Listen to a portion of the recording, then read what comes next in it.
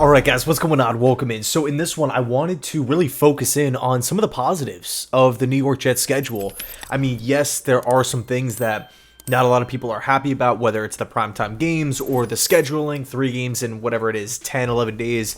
We also had a couple comments from a few NFL executives, one of which saying that the New York Jets owe the NFL, right? They owe them one because of the whole Aaron Rodgers injury a year ago. So, there's definitely some things to... it's not a perfect schedule, right, by any means, but I will say there are some things that I absolutely love about the schedule.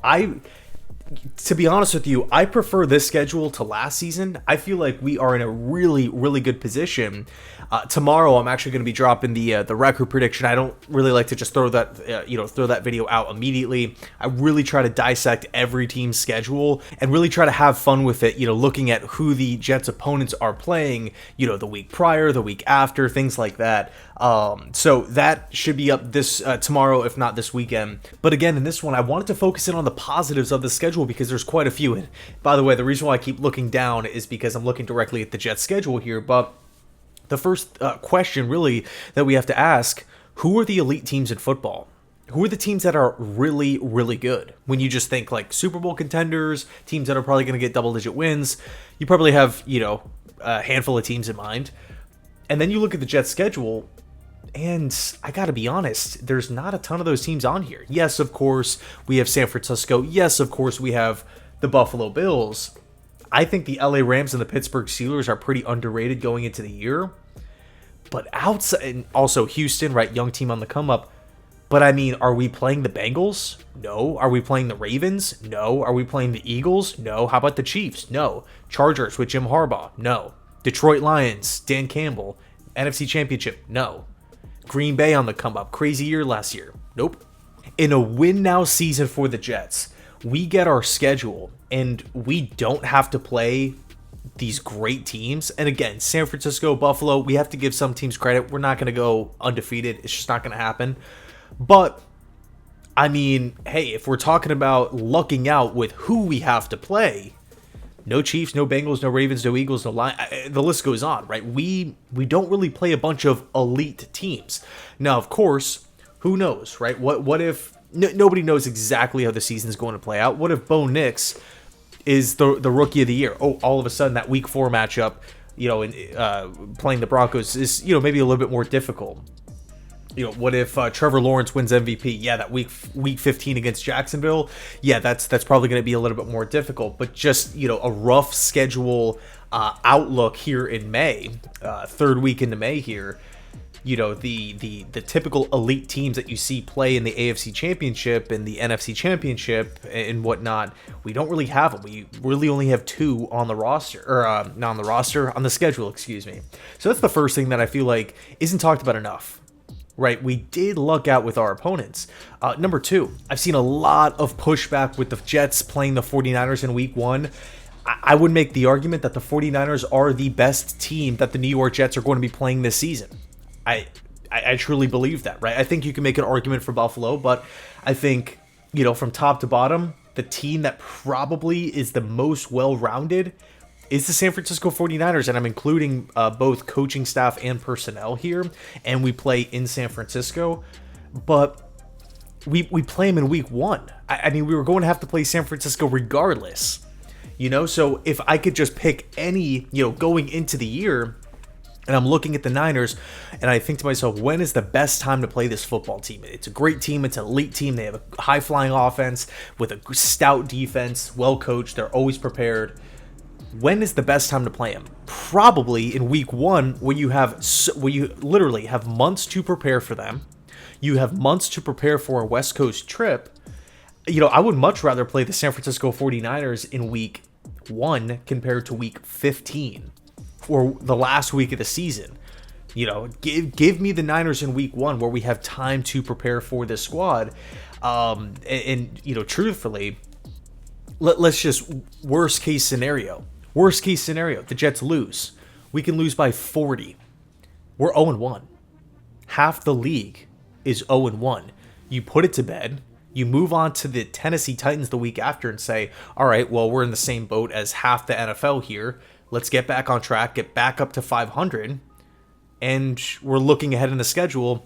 Well, the 49ers were the best team that we play all year. So I would feel pretty good about that, right? 1-1 going into week 3 against a divisional rival in the New England Patriots, albeit it's on a short week, which bothers me, but it is what it is. I mean, it's a pretty solid position, and that's worst case scenario. Getting blown out in week 1, you are 0-1. I think another benefit of the schedule as well is the opponents that we have to play early on. And we've talked a lot about this, but I think for me, the biggest thing going into the season for the New York Jets was to start fast. And when I look at the teams here, we have a really, really good opportunity to start 5-3 or even 6-2. I fully believe that. I think it's totally fair to say that the Jets on paper should be the Vegas favorite in a bunch of these games, at least in the first 8 weeks. And then transitioning out of those 8 weeks, you have a nice, not essentially a full 100% homestand, but from week 9 to week 13, you have one away game.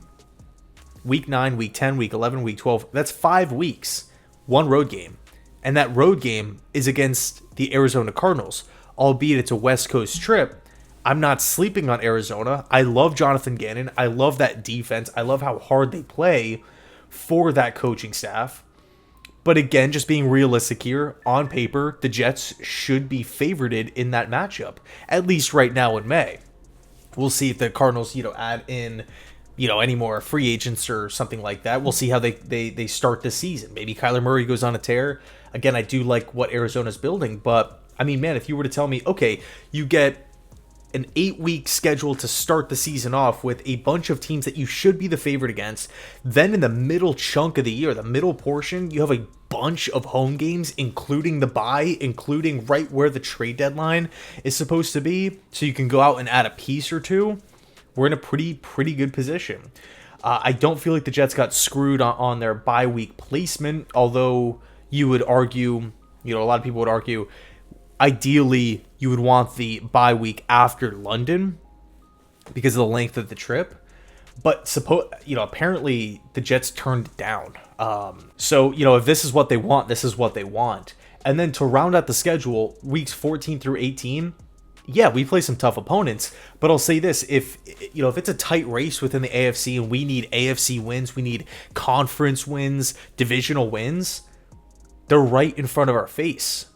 If the Jets are 2 games back in the wild card race or a game back from their division or whatever the case is, we have, again, weeks 14 through weeks 18, we have the Dolphins, the Jaguars, Rams, Bills, Dolphins. 4 out of those 5 teams are AFC opponents that are all projected to be pretty good. Those wins, it's almost like a win and a half if you can beat Miami, assuming that both Miami and New York are, fighting for one of those playoff spots. Same thing with the Jags. Same thing with the Bills.